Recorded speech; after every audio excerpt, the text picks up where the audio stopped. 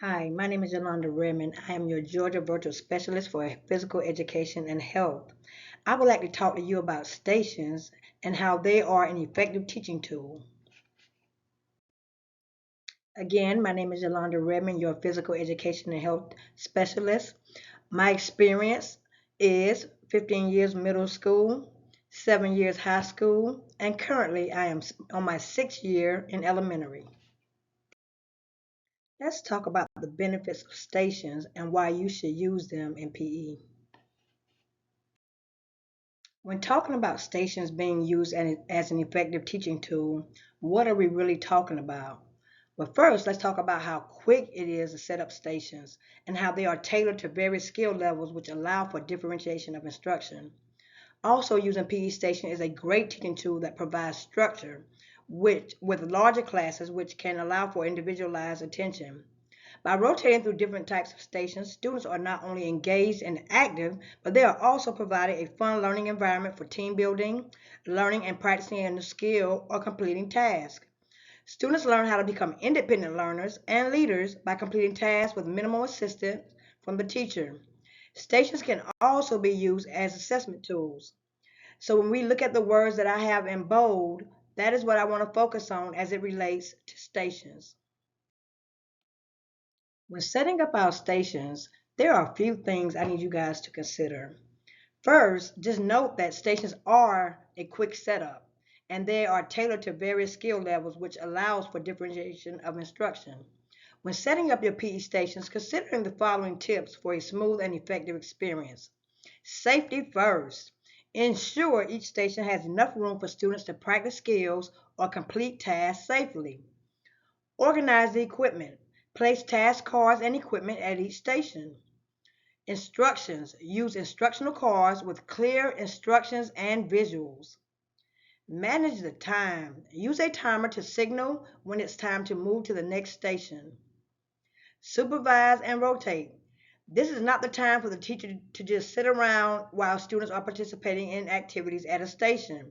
Teachers should be up, rotating from station to station, offering feedback, guidance, and ensuring students are on task and are being safe. I would like to share with you how stations provide structure to my classes. Using PE stations is a great teaching tool that provides structure with larger classes, which can allow for individualized attention. One way to provide structure is using the gradual release of responsibility model. At station one, I have it set up for the I do. The teacher will explain and demonstrate. This is a station where the teacher can introduce, explain, and demonstrate a new skill or task. The teacher will demonstrate the correct and incorrect way of using the skill. Examples of when and how to apply the skill will be given at this station. At station two, we will have it set up for the we do. That's the teacher and the students practicing together. This is where the teacher will have few volunteers demonstrate the correct way to use a skill, and I will have some other volunteers come up and demonstrate the incorrect usage of the skill. Students will demonstrate their understanding by explaining how to correctly use the skill.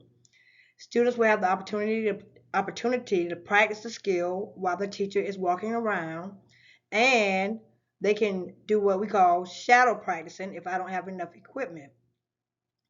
All the other stations will be set up for the you do. That means the students practicing. These stations are set up for the students to practice the skills or complete a task. These stations can be set up in a variety of ways. They can be skill based, task based, grouping based, or pacing based. There are so many different types of stations that you can use while teaching your PE classes, but let me talk about four in particular that I use. So by rotating through different types of stations, students are not only engaged and active, but they are also having fun while learning and practicing a new skill, team building, or completing a task. The four types of stations I use the most are skill stations, task stations, grouping stations, and pacing stations. Skill stations allow for students to learn and practice different skills at each station. I prefer this station when I need to teach a variety of skills that are used in a game or activity. I also use this station when a skill is more challenging for the students and need to be chunked.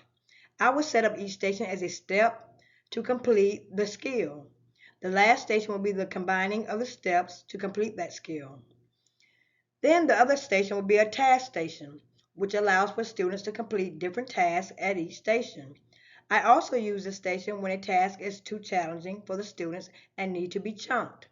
I will set up each station as a step to completing the task. The last station will be the combining of all the steps to complete the task. Group stations allow for the teacher to group students based on their varying skill level or ability level. Students will rotate with their assigned group from the station to station. Groups are color-coded based on their ability. Each station will have color-coded instructions for each group to follow. The pacing stations allow for students to progress at their own pace. Stations are set up based on beginner to expert levels. This model allows for students to gradually graduate to the next step when ready. It also allows for students to take a step back to the previous station if need be. I would like to talk a little bit more about the pacing stations and how they are used to develop independent learners. When students are allowed to progress at their own pace, we develop independent learners. The skill acquisition model allows for students to gradually graduate to the next step when ready. It also allows for them to take a step back to the previous station when needed. So station 1 is our novice and beginner station. This station will familiarize the students with the skill. The students are relying on the teacher for clear instructions on how to perform the skill. Station 2 is what we call the advanced beginner. This station allows for students to identify why they are being unsuccessful with the skill and work on their own. Even though students are still following the step-by-step guide of the teacher, they have developed a better understanding of what they are doing incorrectly and can begin to take steps toward correcting it. Station 3 is the competence stage. This is a station that allows students to add speed and distance while practicing a skill.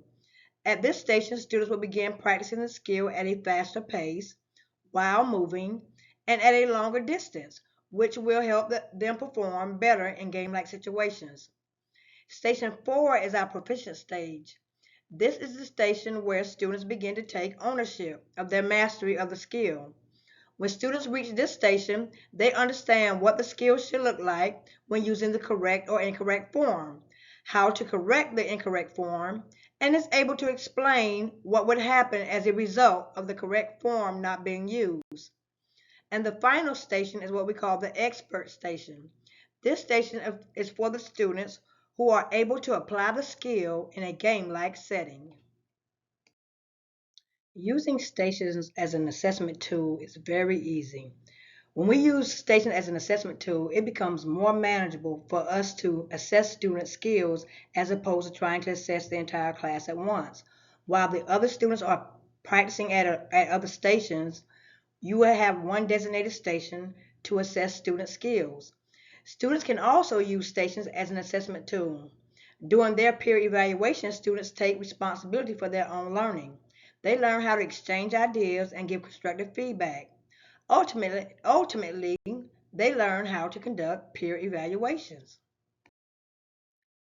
If you currently do not use stations in your classes, I highly recommend you start. And if you are using stations, I would love to discuss what are some other ways that you use your stations in your classes. Please feel free to reach out to me whenever you need to. Thank you and be blessed.